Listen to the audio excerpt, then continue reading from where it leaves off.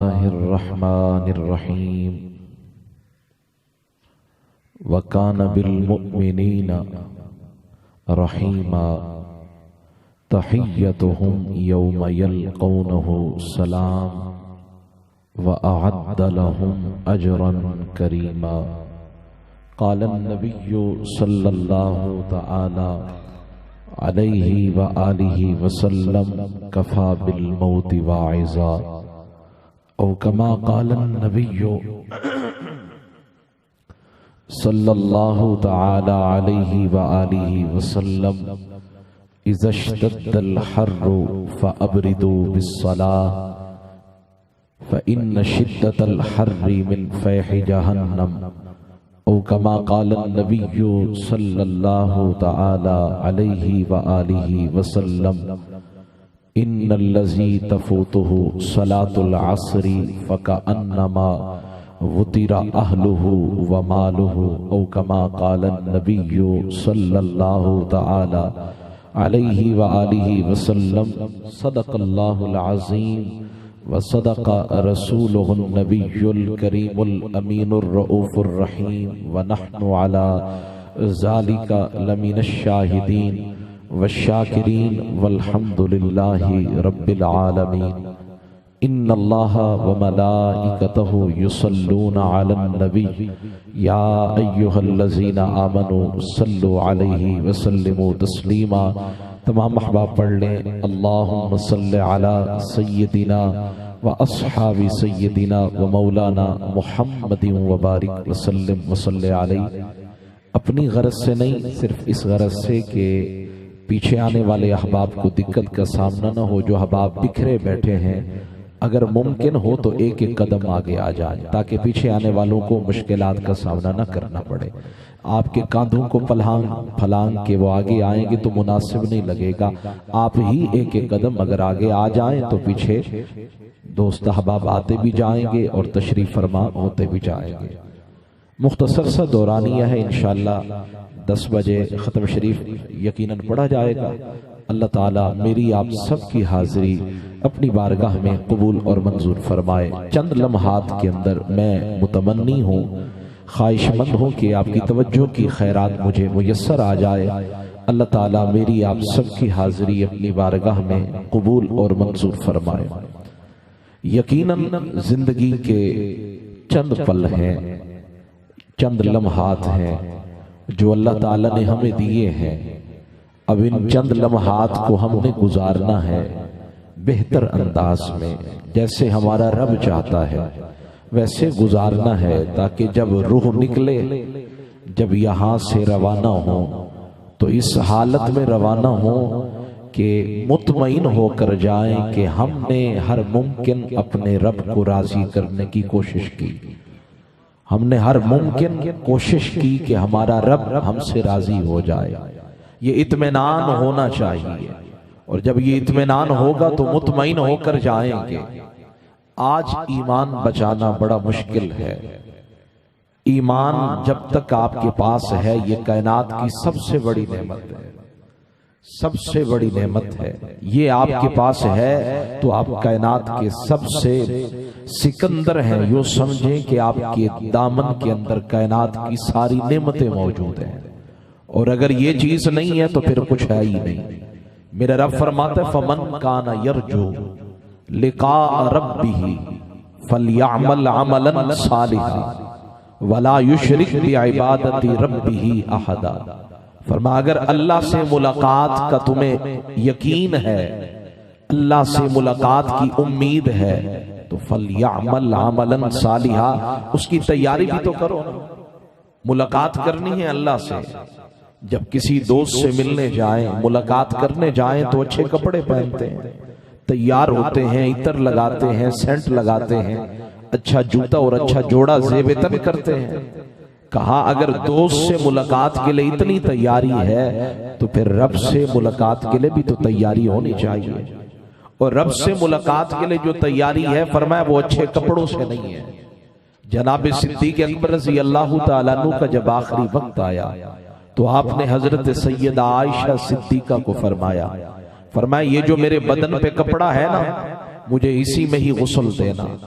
حضرت عائشہ کہنے لگی ابا جان اب اتنا بھی فقر اور غربت نہیں ہے کہ ہم آپ کو نئے کپڑوں میں کفن نہ دے سکے. تو پتہ ہے جناب صدیق اکبر نے جواب کیا دیا؟ فرمایا الحی احوج الی الجدید. فرمایا نئے کپڑوں کی ضرورت زندہ کو ہے. جس جگہ میں جا رہا ہوں نا وہاں کپڑوں کے بارے میں نہیں پوچھا جائے گا، وہاں اعمال کے بارے میں پوچھا جائے گا، وہاں نیکیوں کے بارے میں پوچھا جائے گا. زندگی کیسی گزاری، رب کو راضی کیا بھی ہے یا نہیں؟ جنہیں محبوب نے دنیا میں جنت کی بشارت دے دی، اگر ان کا خوف خدا اتنا ہے تو پھر مجھے اور آپ کو اللہ کا کتنا خوف رکھنا چاہیے، میرے اور آپ کے دل کے اندر اللہ کا کتنا خوف ہونا چاہیے. حضرت رابعہ بصریہ رضی اللہ تعالی عنہا کانت تصلی کل یوم ولیلہ 1000 رکعت.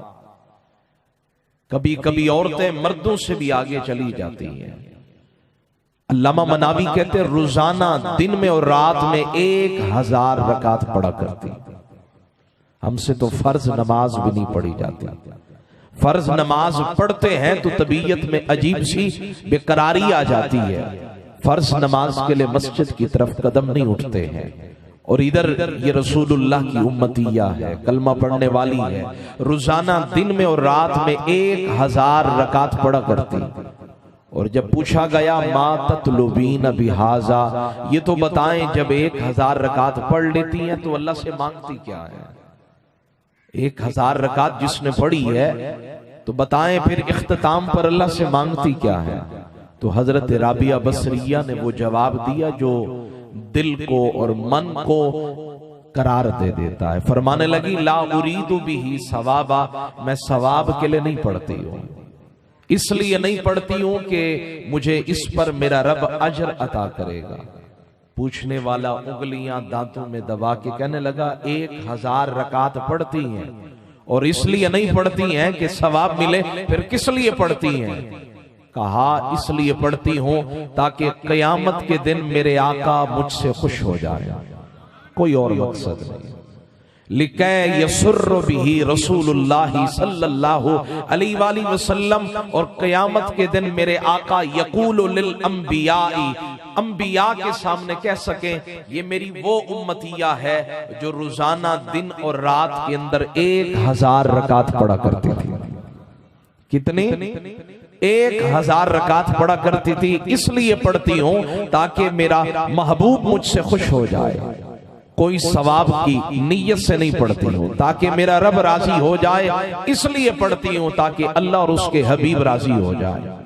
امام غزالی کہتے ہیں سلامت الجسد فی قلت الطعام، اگر چاہتے ہو بدن ٹھیک رہے تو فرمایا کھانا کم کھایا کرو، تمہارا بدن تندرست اور توانا رہے گا.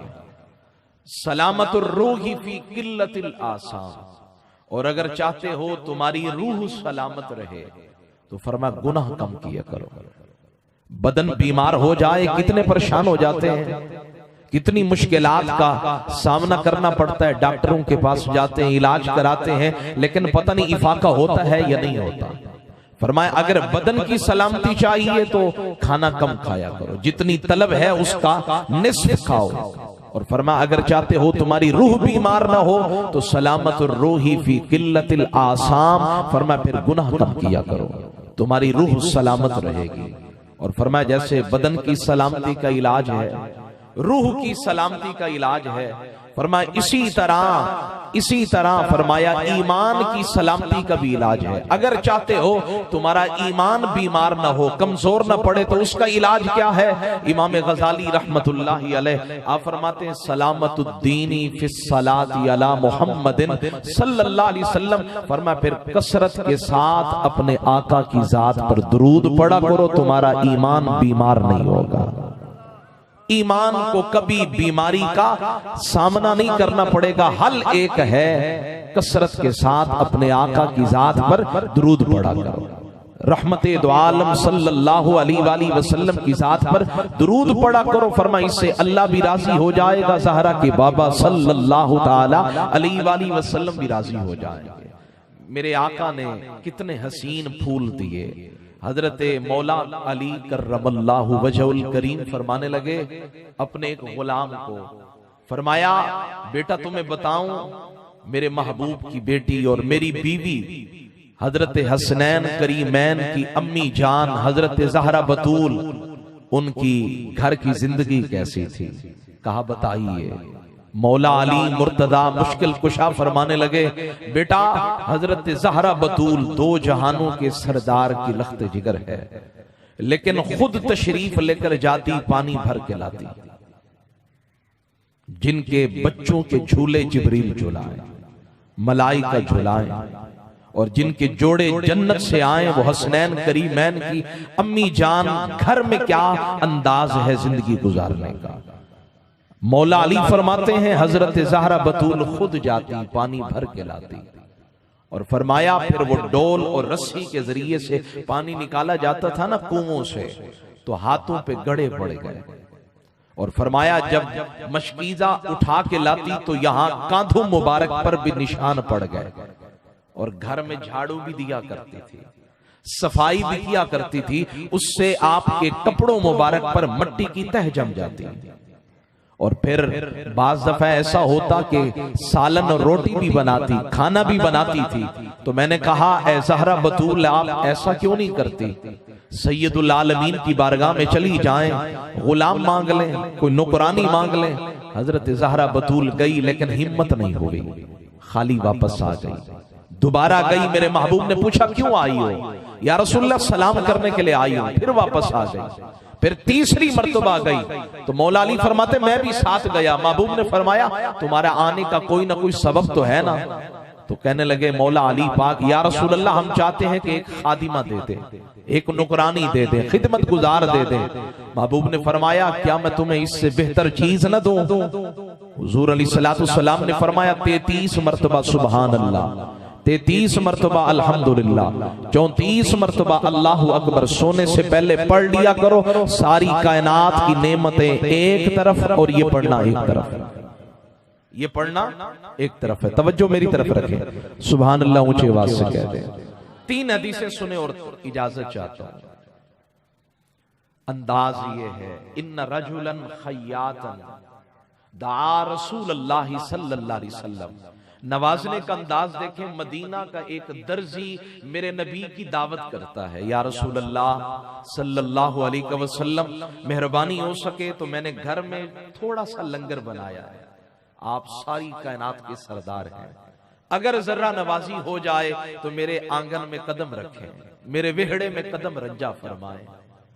او بھئی اگر ایک میرے جیسا چھوٹا سا مولوی صاحب بھی ہو تو وہ کہتا ہے ہفتہ پہلے ٹائم لے، لیکن سید العالمین رحمت کونین فخر آدم و بنی آدم کی بارگاہ میں مدینہ کا ایک درزی کپڑے سینے والا بندہ آ کے کہتا ہے سونیا آج میں نے گھر میں کھانا بنایا ہے، لنگر بنایا ہے، اگر ہو سکے مہربانی تو میرے گھر میں میرے وہڑے میں قدم رنجا فرمائیں۔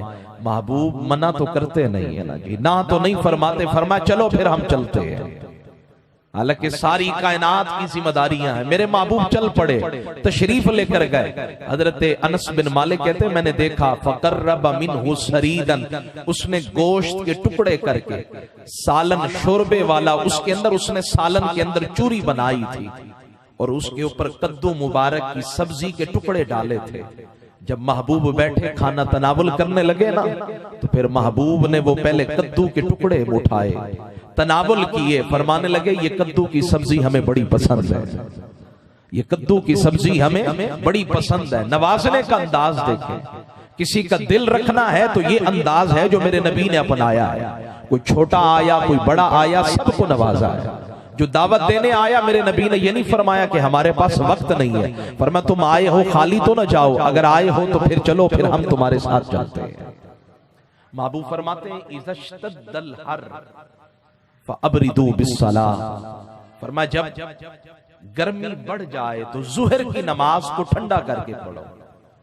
کیوں؟ فرمایا فإن شدۃ الحر من فیح جہنم، یہ جب گرمی بڑھ جاتی ہے، جب یہ دھوپ بڑھ جاتی ہے، یہ جہنم کی گرمی ہے، جہنم کی تپش کا حصہ ہے۔ محبوب فرماتے ہیں کہ جہنم نے اللہ کی بارگاہ میں عرض کی، یا اللہ میرے اندر آگ کے شعلے اتنے بڑھ گئے ہیں کہ ایک دوسرے کو کھا رہے ہیں۔ اللہ نے 2 سانس لینے کی اجازت دی۔ گرمیوں کے اندر جہنم سانس باہر نکالتی ہے، سردیوں میں جہنم سانس اندر لیتی ہے۔ یہ 2 سانس ہیں جو کائنات کو ٹھنڈا بھی کر دیتے ہیں۔ یہ جہنم کے 2 سانس ہیں جو کائنات کو گرم بھی کر دیتے ہیں۔ جب گرمیوں کی چلچلاتی دھوپ آتی ہے، پسینہ بہتا ہے، گھٹن کیسے ہوتی ہے؟ سانس گھٹنے لگتی ہے، لگتا ہے کہ ابھی حلق میں جان آ جائے گی، لگتا ہے کہ پسینے سے کپڑے شرابور ہو گئے، اور پھر اگر بجلی چلی گئی پھر تو طبیعت بن جاتی ہے۔ یہ تھوڑی سی گرمی برداشت نہیں ہوتی ہے۔ یہ جہنم کی گرمی کا ایک سانس ہے جو 6 ماہ 7 ماہ 8 ماہ پوری کائنات میں گرمی ہی گرمی نظر آتی ہے۔ اگر پنکھا نہ چلے زندگیاں اجیرن ہو جائیں، اگر بجلی نہ ہو ہمارا جینا مشکل ہو جائے، اگر پنکھا نہ چلے ہماری سانس رک جائے، اٹک جائے۔ میں نے کہا یہ جہنم کی ایک سانس ہے جو برداشت نہیں ہو رہی، لیکن ہوتا کیا ہے جب سمجھاتے ہیں تو کہتے ہیں آسن قبراں تے لکسن خبراں۔ میں نے کہا یہ بہت بڑا جملہ ہے۔ جب قبر میں جاؤ گے اور جب جہنم کی آگ میں جلایا جائے گا پھر بنے کیا کیا؟ مجھے بتائیں جو ایک سانس برداشت نہیں کر سکتے وہ پوری جہنم کی آگ کو کیسے برداشت کریں؟ اور فرمائیے سردی بھی جہنم کی آگ کا، جہنم کے اندر کا ایک سانس ہے۔ نہ سردی برداشت ہوتی ہے نہ گرمی برداشت ہوتی ہے۔ تو پھر آؤ نہ ذرا اتنے اچھے اعمال کریں۔ حضرت ابو بکر شبلی رحمت اللہ علیہ جب آپ کا آخری وقت آیا، جب روح قبض ہو گئی، کسی نے خواب کے اندر دیکھا، پوچھا حضرت یہ تو بتائیں ما فعل اللہ بکا، اللہ نے آپ کے ساتھ کیا کیا؟ حضرت ابو بکر شبلی فرماتے منکر نکیر آئے، مجھ سے سوال کیا مر رب کا، تیرا رب کون ہے؟ تو میں نے کہا وہی رب ہے جس نے جناب آدم علیہ السلام کے سامنے تمہیں سجدہ کرنے کا حکم دیا، اور جب تم جناب آدم کو سجدہ کر رہے تھے نا تو میں آدم علیہ السلام کی پشت میں تمہارا سجدہ دیکھ رہا تھا۔ ملائکہ نے کہا چلو واپس چلتے ہیں۔ اس نے تو پوری کائنات کے اولاد آدم کی طرف سے سجدے کا سوال کا جواب دے دیا ہے، چلو واپس چلتے ہیں۔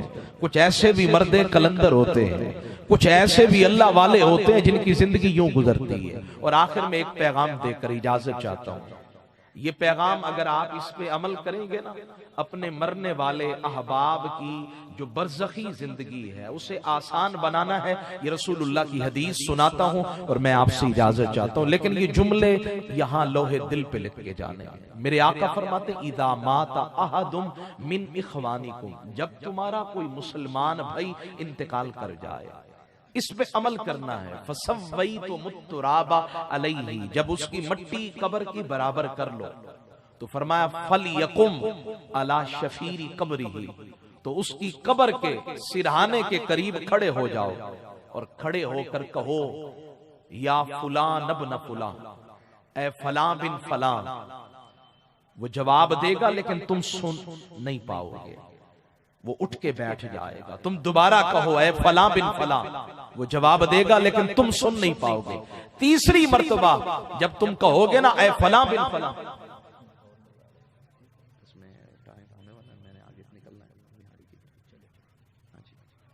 میں کوشش کرتا ہوں جی، تو محبوب کریم صلی اللہ تعالی علیہ وآلہ وسلم فرماتے ہیں وہ اٹھ کے بیٹھ جاتا ہے، اور پھر وہ کہتا ہے جی کیسے مجھے یاد کیا؟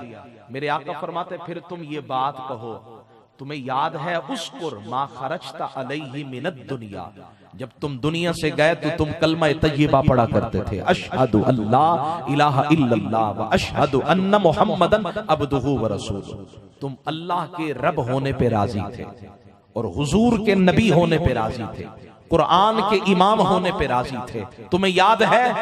فرمایا منکر نکیر ادھر سے آتے ہیں سوال کرنے کے لئے، اور جب بندہ مومن کی قبر کے قریب کھڑے ہو کر یہ بات کرتا ہے تو فرشتے ایک دوسرے کا ہاتھ پکڑ کے کہتے ہیں چلو واپس چلتے ہیں، اس کا جواب تو دے دیا انہوں نے، چلو واپس چلتے ہیں، اس کا جواب تو دے دیا۔ اور امام غزالی رحمت اللہ علیہ فرماتے ہیں جب مومن کی روح قبض کرنے کے لئے ملک الموت، موت کا فرشتہ آتا ہے نا، تو منہ سے روح قبض کرنے لگتا ہے تو اللہ بولنے کی طاقت دیتا ہے منہ کو، زبان کہتی ہے یہاں سے آنے کی اجازت نہیں ہے، کہیں اور سے جاؤ، کہیں اور سے آؤ۔ اور امام سیوطی نے بھی لکھا، فرمایا میرے آقا فرماتے ہیں ایک مومن کو قبر میں لٹایا گیا، موت کے فرشتے منکر نکیر آئے سوال کرنے کے لیے، تو وہاں ایک سونا سا جوان کھڑا تھا۔ اس نے کہا جی تمہیں قبر کے اندر جانے کی اجازت نہیں ہے۔ کہا آپ جانتے ہیں ہم کون ہیں؟ ہم منکر نکیر ہیں، ہم سوال کرنے کے لیے آئے ہیں۔ کہا نہیں جی اندر جانے کی اجازت نہیں ہے۔ اچھا بتائیں آپ کون ہیں؟ اس نے کہا انا سورۃ الملک، مجھے سورہ ملک کہا جاتا ہے۔ ایک سونے جوان کی صورت میں قبر کے باہر کھڑا ہے، میں سورہ ملک ہوں۔ یہ جو بندہ قبر میں لیٹا ہوا ہے نا، یہ مجھے کثرت کے ساتھ پڑھا کرتا تھا، آج میں اسے اکیلا چھوڑ دوں تو پھر یاری لگانے کا مزہ تو نہ آیا۔ جاؤ واپس جاؤ۔ منکر نکیر کہتے ہیں ہمیں بھی اللہ نے بھیجا، اور تو اللہ کا قرآن ہے، اگر تیرا کوئی معاملہ ہے تو اللہ کی بارگاہ میں جا۔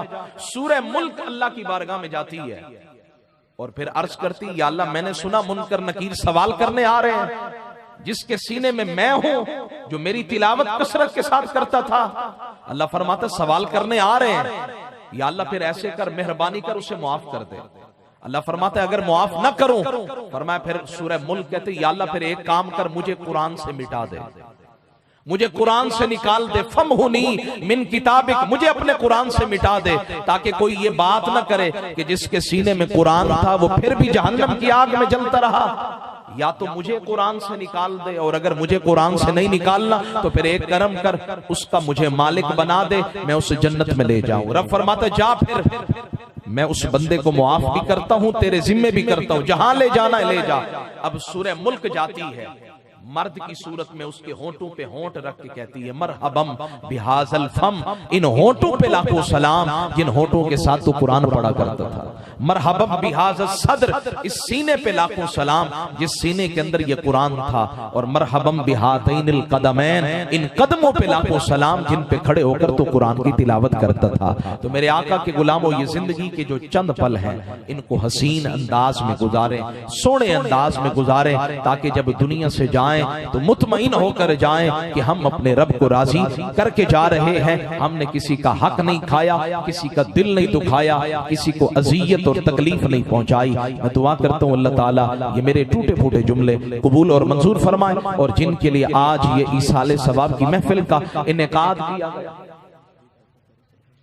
ہاں جی بالکل، اللہ تعالیٰ ان کی بے حساب و کتاب بخشش فرمائے۔ اور استاذ الحفاظ والقراء مجھے حکم دیا گیا، جناب حضرت قاری محمد سرور مظہری صاحب آپ تشریف لائیں گے، ختم شریف پڑھیں گے، اللہ تعالیٰ یہ میرے ٹوٹے پھوٹے جملے قبول فرمائے، آمین ثم آمین وما علیہ۔